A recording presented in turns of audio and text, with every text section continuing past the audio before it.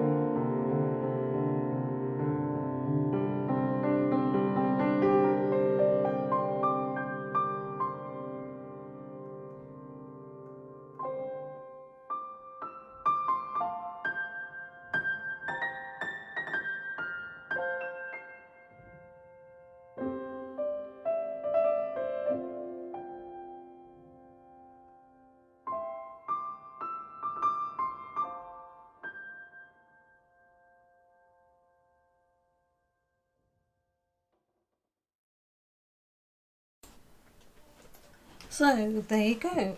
So as you can see, I started up with some light basic shapes and then put in a bit more detail, then put in a bit more detail. I removed a few of the lines just using silicone rubber. I'm still not sure about having the smile here, so I've left that in the light blue because I can remove or bring that out. But that's the kind of finished illustration, and that's what I'll be presenting to the author to say this is one concept sketch of a scene, and then that can be built upon, so the background can be put behind and altered, but that will be my basic layout for that character. So I hope that's given you an idea of how I'm approaching this project. I've never done a project like this before, so I am basically learning as I go right now. It's enjoyable, it's challenging to take an idea and put it into a concept, but then my concept I see and the concepts the author sees can be different, so that's where we will work together to come up with a finalised idea. And colour schemes, again, from this initial sketch I can change this, put colours into it. So what I'll probably do is photocopy about maybe 5, maybe 6 versions of this, smaller size, and then get some colour concept ideas. The author may want it in black and white, they may want it in colour, but it's ideas. Do they like the pose? Do they want it flipped? How do they want it? So there's a lot of questions and back and forward to doing, but for me this is that, basically getting the initial chat, getting the initial ideas, getting some ideas for poses, scenarios and situations within the book, filling out a character and getting to know the character, the who, the why behind them, and then putting them into the scenario within the book, so combining everything together. So I hope this has given you an idea of, as I say, how this is going and how I'm approaching it. Everybody approaches things differently. As I say, this is a learning curve for me and a big one at that.